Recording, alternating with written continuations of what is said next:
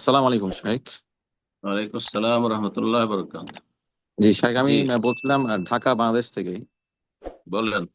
জি, আমার প্রশ্নটা ছিল, আমার বড় খালা, ওনার 5 মেয়ে। তো 4 মেয়ে বিবাহিত, আর ছোট মেয়ে ওনার সাথেই থাকে, অবিবাহিত। তো তার কোনো ছেলে নাই।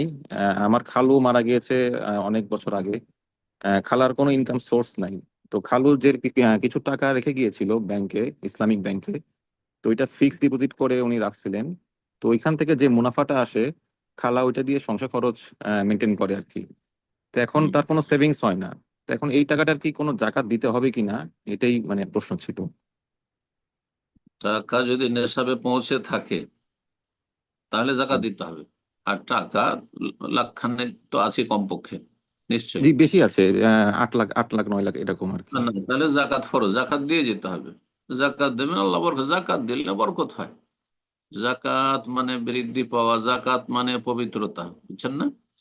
সুতরাং জাকাত দিতে হবে, জাকাত ফরজ। জাকাত দিয়ে যাবেন।